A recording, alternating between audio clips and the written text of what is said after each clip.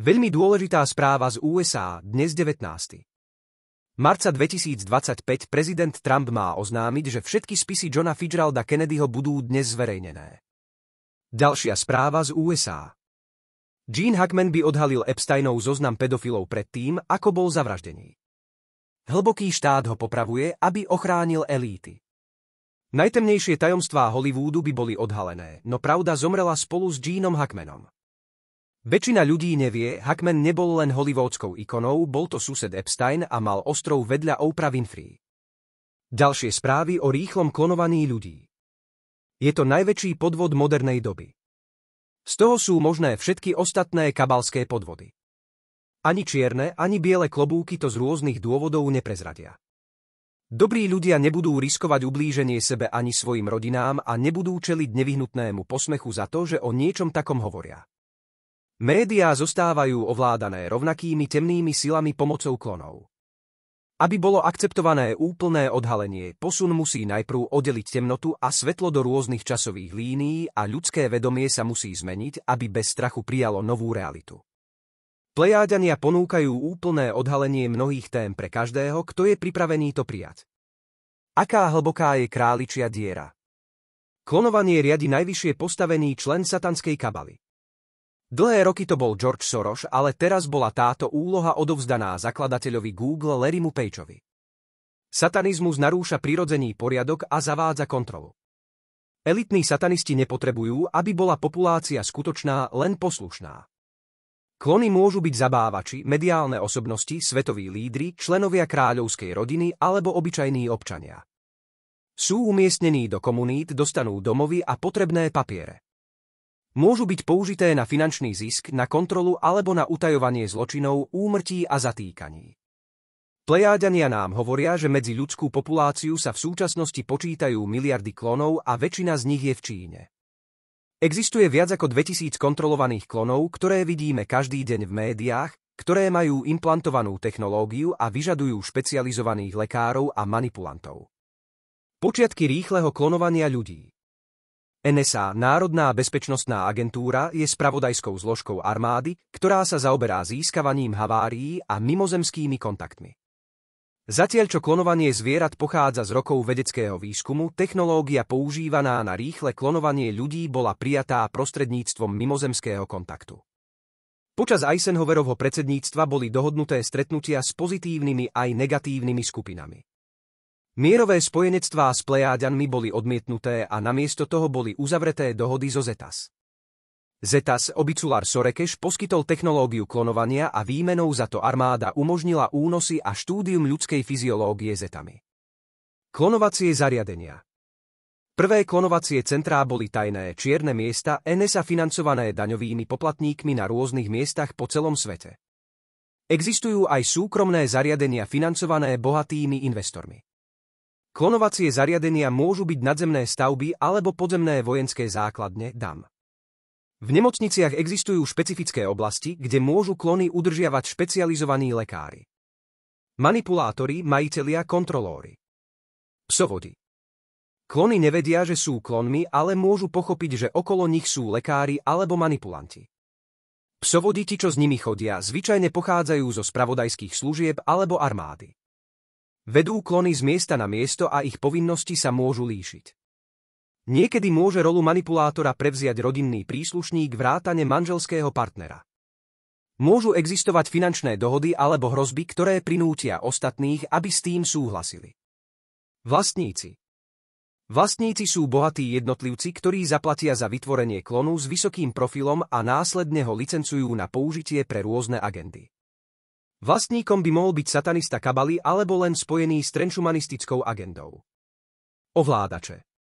Kontrolóri vykonávajú agendy na príkaz vodcu kabaly. Majú spojenie s temným okultizmom, armádou a spravodajskými službami a koordinujú temné plány na miestnej úrovni. Toto nie sú verejne známe osoby a pokiaľ je to možné, vyhýbajú sa pozornosti. Proces. Konkrétne technické podrobnosti o procese nebudú zverejnené, ale plejáďania zdieľajú základné informácie, ktoré nám pomôžu pochopiť. Rýchly rast. Rýchle zostarnutie klonu a jeho naprogramovanie, aby hovoril a konal ako pôvodná osoba, trvá asi 5 mesiacov. Klony sa vytvárajú z existujúcej DNA a rastú z embria, ktoré je ovplyvnené vonkajším zdrojom na urýchlenie rastu. Rýchly proces rastu môže vytvoriť nafúknutý alebo plastický vzhľad, ktorý prirodzene vybledne, a na zladenie jaziev, tetovaní alebo iných detailov sa používa dodatočný chirurgický zákrok. Vedomie a duša. Ľudské bytosti sú duše obývajúce telá a klony sú bez duše, preto klon nikdy nie je pôvodnou osobou. Je to mylná predstava, že naše telo je poháňané našou dušou. Lekárska veda nepozná dušu, ale chápe, že telo funguje ako stroj poháňaný energiou, ktorú spotrebúvame. Naše vedomie sídli v našej duši. Spomienky sú uložené v mozgu. Ľudia nie sú schopní ovplyvniť dušu druhého alebo preniesť dušu z jedného tela do druhého. Klony sú stroje poháňané mozgom a nemajú vedomie založené na duši. Nemajú žiadny plán duše ani karmu. Môžu prejavovať jednoduché pocity, ako je hnev, a vybavovať si spomienky na minulé emócie, nie sú schopní lásky alebo spirituality. Spomienky. Naše vedomie sídli v našej duši. Spomienky sú uložené v mozgu.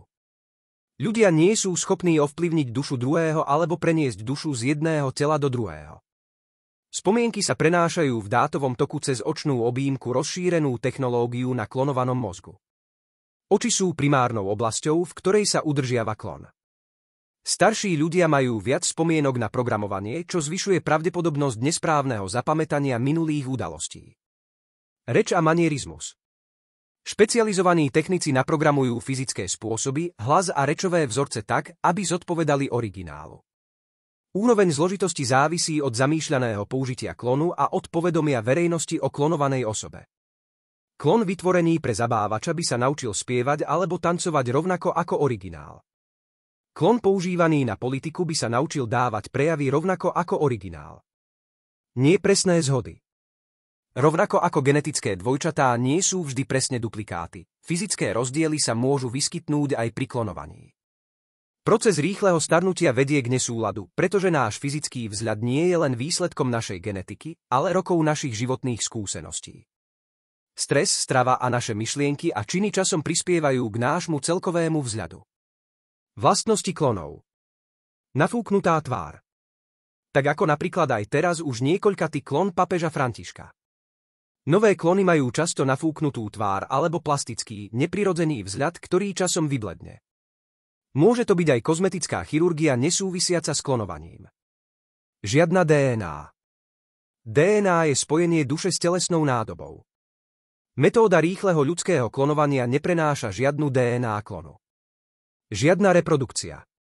Bez duše alebo DNA sa rýchlo starnúci ľudský klon nedokáže rozmnožovať. Klonové rodiny sa nainštalujú s klonovanými deťmi, ktoré sú do určitého veku zostarnuté a potom sa nechajú normálne zostarnúť. Žiadny pod ani slzy. Klony sa nepotia ani neplačú, pokiaľ túto funkciu nepridajú lekári. Zábudlivosť. Klony sú náchylné na nesprávne zapamätanie minulých udalostí počas svojho života, najmä ak pravidelne dostávajú nové informácie. Modriny a opuchy. Klony používané pre agendy na vysokej úrovni môžu mať opuchnuté oko alebo modriny od aktualizácií cez oko. Metódy aktualizácie. Čierne oko videné na mnohých verejných osobnostiach naznačuje klon, ktorý nedávno dostal aktualizáciu pevného drôtu. Drôty alebo káble sa používajú na aktualizáciu technologických implantátov drôtmi priamo cez očnú jamku. Čierne oči boli nesprávne pripísané adrenochrómu a vril. Klonovanie je úplne technologický proces a nie sú zahrnuté žiadne parazity nazývané vril. Boli zavedené nové programovacie metódy na ukrytie aktualizácií klonov. Ortopedické topánky sa používajú na vysvetlenie aktualizácií cez nohu. Vysvetlenie poranenia nohy je jednoduchšie ako poranenie oka. Čižmy nezakrývajú členkové monitory. Osoba, ktorá nosí topánky, je klonovou náhradou osoby, ktorá už odišla. Klonovanie celebrity. Mnoho áčkových celebrít používa klony na účinkovanie vo filmoch, televízii alebo na pódiu. To poskytuje väčšiu slobodu, bezpečnosť a príjem. Klon celebrít môže cestovať po celom svete a vystupovať vo vypredaných arénach bez toho, aby skutočný človek musel niekedy odísť z domu. Klon by sa dal použiť na predvádzanie nebezpečných filmových kúskov alebo ako rozptýlenie pre paparacov. Môžu byť tiež použité na trvalé nahradenie celebrity, aby si udržali zdroj príjmu po jej smrti alebo zatknutí. Slovensko nie je výnimkou v ničom. Nie každá celebrita, ktorá používa klony, je satanista kabaly. Niektorí to považujú za finančnú investíciu a niektorí sú presvedčení, že mať klon so všetkými svojimi spomienkami a schopnosťami im dáva nesmrteľnosť. Existujú aj príklady, keď bola celebrita bez spojenia s kabalou úplne nahradená klonom a použitá na temnú agendu. Prvý klonovaný zabávač. Plejáďania nám hovoria, že prvou významnou celebritou, ktorá bola klonovaná za účelom finančného zisku, bol americký spevák Andy Williams v 70. rokoch. Politické klony. Klonovanie v politike začalo s Billom Clintonom v 90. rokoch. To je výhodné pre médiá a politiku, pretože klon je možné poslať kdekoľvek na svete, prednášať prejavy alebo vykonávať iné nežiaduce úlohy. Prítomnosť klonu môže alebo nemusí znamenať, že pôvodná osoba je preč a klony sa často používajú na zakrytie zatknutia verejných činiteľov. Politické klony sú tiež investičnými príležitosťami pre elity. Bábkové divadlo. Odhalenie hromadného zatýkania si vyžaduje odhalenie rýchleho klonovania ľudí a toto všetko sa považuje za príliš traumatizujúce na to, aby to ľudia počuli naraz. Úplné odhalenie môže nastať až po zmene, keď sú ľudia schopní prijímať takéto informácie bez strachu. Uskutočnili sa operácie s bielými klobúkmi na odstránenie klonovacích zariadení, ale na nešťastie ich možno prestavať na iných miestach. Zatiaľ čo sa sýriusky veliteľ Aštar prejavil v ľudskej podobe a osobne sa podieľal na misiách na zničenie klonovacích zariadení. Tieto aktivity sú povolené ako súčasť našich testov slobodnej vôle na rozpoznanie falošných svetelných ilúzií.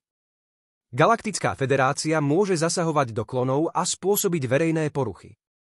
Klony nemajú karmu, ale ich kontrolóri áno a v určitom bode každý, kto sa podieľa na tomto podvode, zaplatí svoju cenu. Určite si pozrite najdôležitejší link, ktorý vám dávam pod video, kde je o tom všetkom písané oveľa viac aj videami a fotkami.